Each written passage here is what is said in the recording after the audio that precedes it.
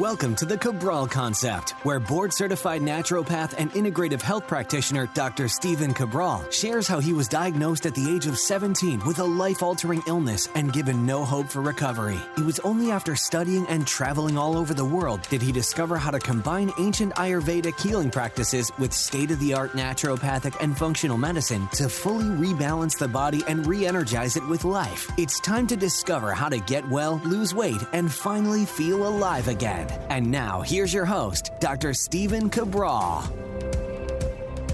Welcome back, everyone. Great to have you here today on episode 1972 of the Cabral Concept. You'll be able to find all of the links, all of the notes over at stephencabral.com/1972. So today we're going to be talking about the approved foods to eat on a low mold diet. This has been a popular ask since we've come up with a couple of shows now on mold-based protocols, mold-based symptoms, and also foods to stay away from if you have mold-based issues. And we'll go over those symptoms in just a second. So this is really a follow-up show to that now because mold is becoming, and rightly so, a much more popular topic to talk about. So this is something that natural health practitioners have seen in their practices for 2 to 3 decades, meaning like that's what we've really known to look for it to a greater degree because there's also more testing now. But what I'll share with you is this. As it's becoming more well-known, more people need the right advice to look for. And they're getting advice that always seems to go back to really short-term fixes. And what I want to do is say, I know that the longer-term fix takes, let's say, well, there's only one fix, which is a long-term fix. It takes about 12 to 16 weeks, but it's worth it because then you actually get to the underlying root causes. And so one of the ways that you help speed up the process, though, is you stay away from the foods that are high in mold in the first place. I linked those up. I'll link those up again today. The high mold diet or foods to stay away from, episode 1937. Let me confirm that with you right now. Yeah, foods high in mold and mycotoxins. I'm going to link them all up today. That was episode 1937. I'm going to link up about 5 or 6 links today at stephencabral.com/1972. All right, so let's get right into it. If you're not someone that's as familiar with mold, let's not go over that today specifically. Let's go over the symptoms of mold, and then I'll link up previous shows.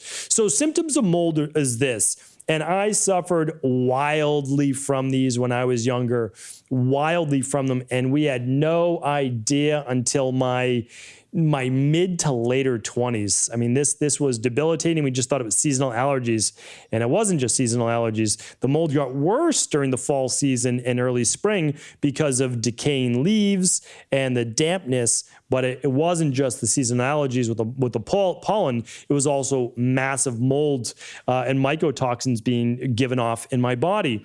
And like a lot of people, I had many of these symptoms. So I'm going to name them right now.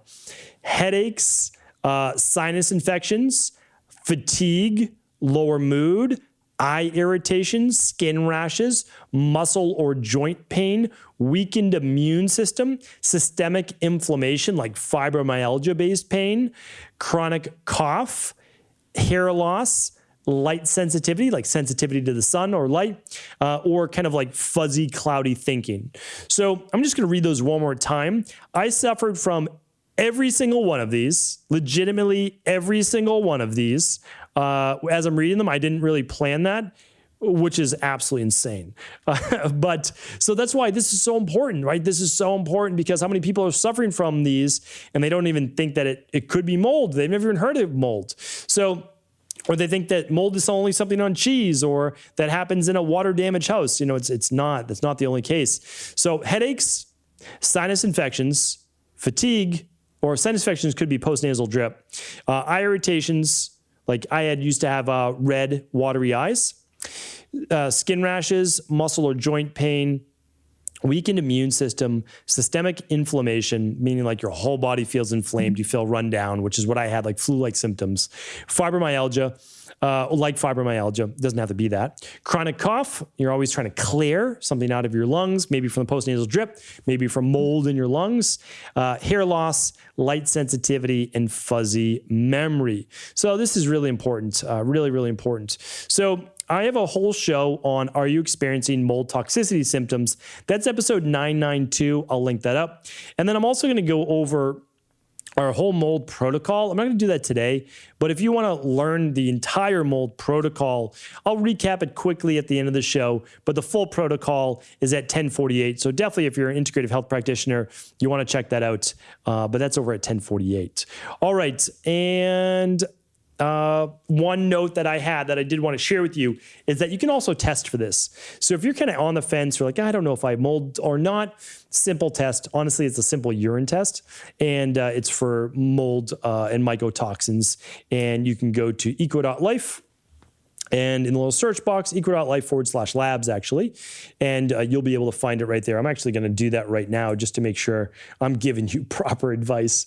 So I'm heading over to EcoLife. I type in mold in the search box, and let's see what pops up under mold. Right, it is the second pop-up right after the mold protocol. It's called Complete Mold Toxicity Test. That's what it is.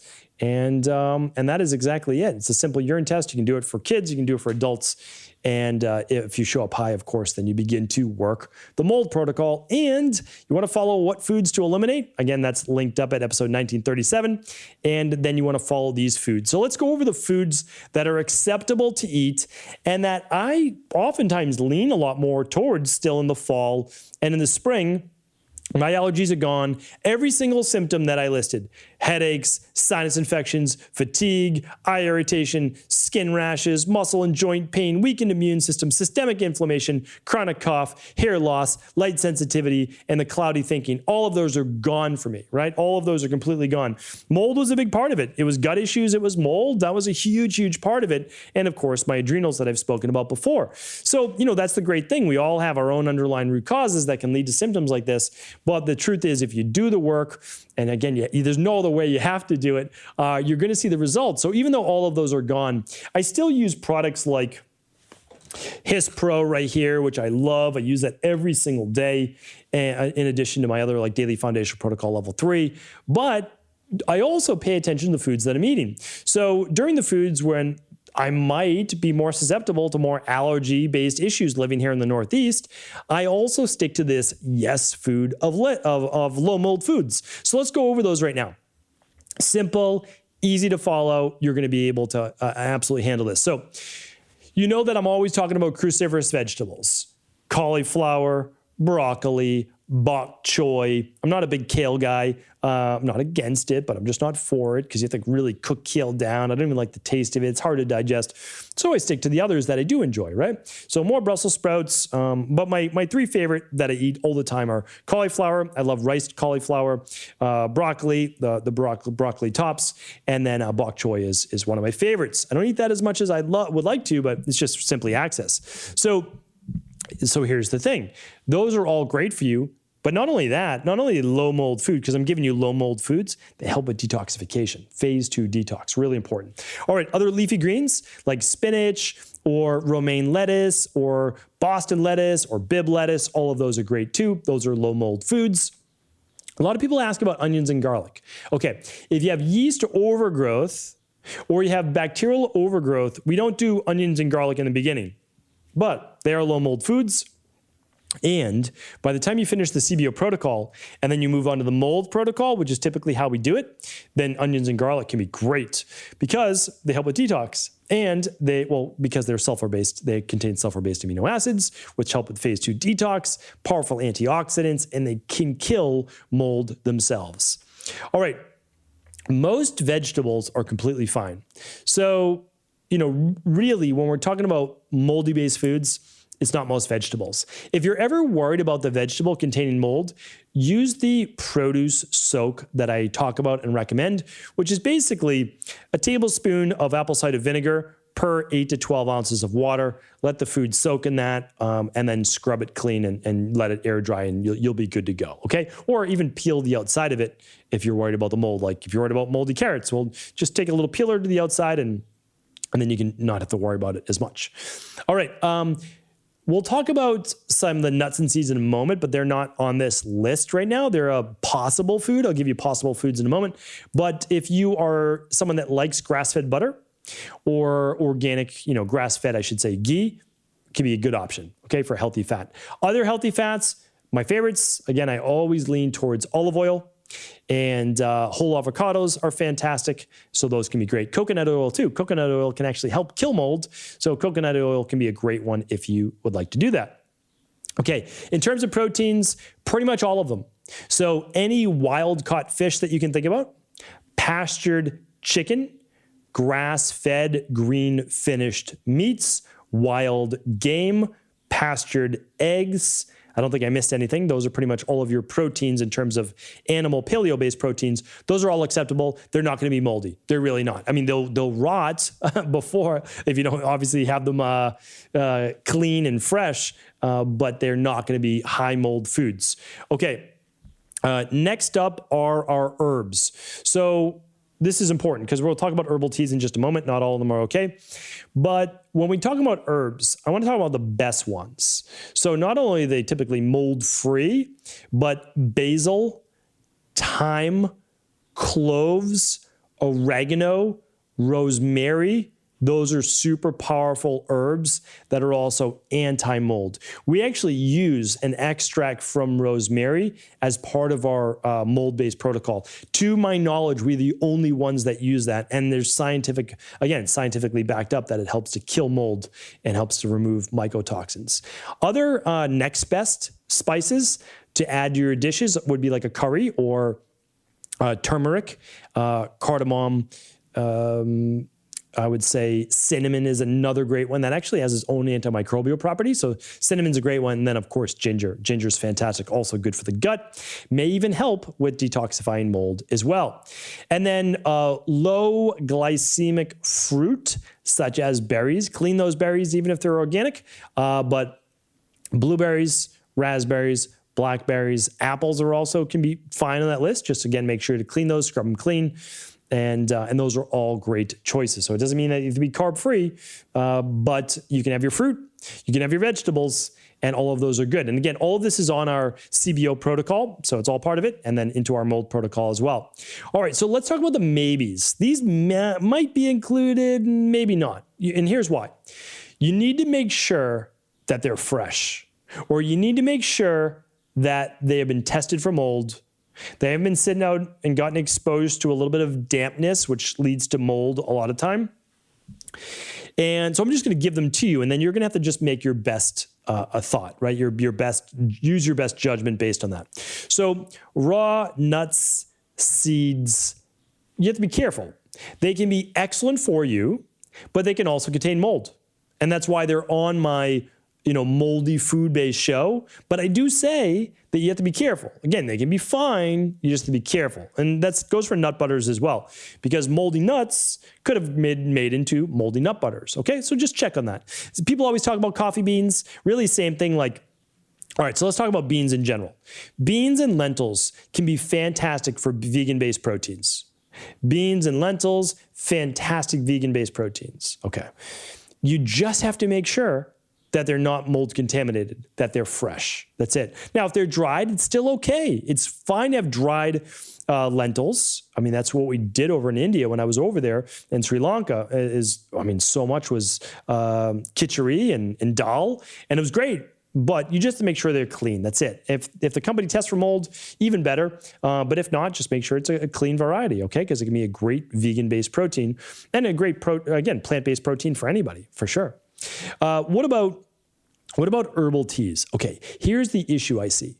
When they are put into the little sachets, right, the little bags, dried tea bags, you want to make sure that that tea bag did not get any dampness on it that could then get some mold on it. The herbs themselves, like let's say that it's a turmeric tea. Well, the turmeric's probably not going to grow mold on it, okay? But the tea bag could. So just be careful. If you can make a loose leaf tea from your rosemary or nettles, or again, let's say you're using hibiscus, just make sure, again, that you're getting fresh dried, I guess you could say. Technically, that would be an oxymoron there, but that it's a clean variety. There's no mold on it for sure. Okay, let's move on now to starchy vegetables. So you heard that I didn't name them the first part. Starchy vegetables like sweet potatoes, purple potatoes, and yams are all fantastic. They are part of our CBO protocol. right? Especially for those people that don't want to lose weight. So here's the thing.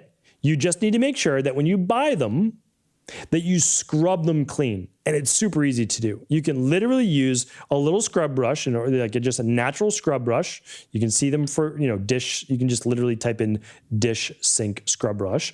And you'll use that to, you can hear me right now, scrubbing. You want to scrub the outside of that potato. Cook it, and then don't eat the skin. And then you'll have really assured yourself that you're not going to get any mold from those. All right. Those were all the items I wanted to get through. Coffee was the question mark people have been asking about. Again, coffee, green tea, all of these are fine as long as they've been mold tested, or that the company you're buying from is clean, it's fresh, it's pure, that it hasn't been sitting in a warehouse for 2-3 years, right? Exposed to potentially dampness, which then allows for that mold to grow, because mold grows in dark, damp places for the most part. So I list my favorite coffee brands and my favorite of everything. There's over 150 different products at stephencabral.com/resources. You can literally see all the different companies that I love and that I promote, because I really believe that integrative health is about promoting the best in every space. So we are an all-inclusive based global health community. So that's it. That is the show for today. I'm happy to take additional questions on this. I'm glad that more people are learning about it. And of course, if this show is helpful, please do feel free to pass it along to anybody else that you believe it could serve. And I will link up all the details about the CBO protocol that we use, followed by the intestinal cleanse, which binds everything up, followed by the mold protocol. All of that, of course, is at eco.life. But I'll link up all the previous podcasts. And I'll link up the mold test at stephencabral.com/1972. And just remember, I can't link up any nutritional supplement products there. The nutritional supplements are always at equi.life. That's EQUI.LIFE. Take care, everyone. I'll talk with you tomorrow.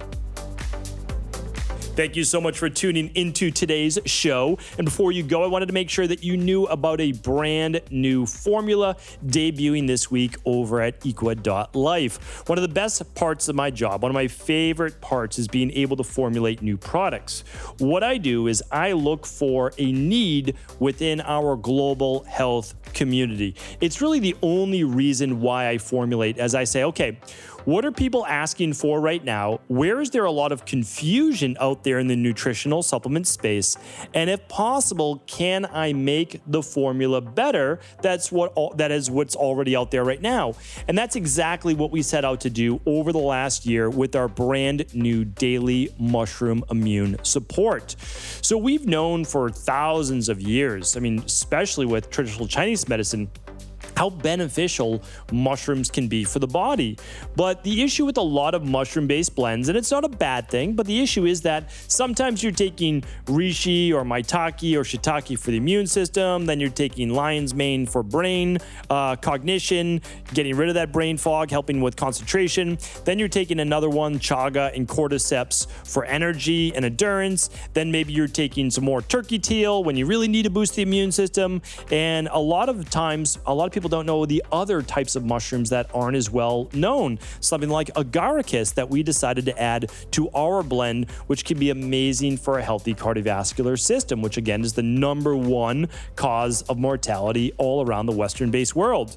So that's what we did. And we also said, listen, we can't make this just a little dusting of mushrooms inside of each one of these. So what we did was we added 225 milligrams of reishi, chaga, lion's mane, cordyceps, maitake, shiitake, agaricus, and turkey tail.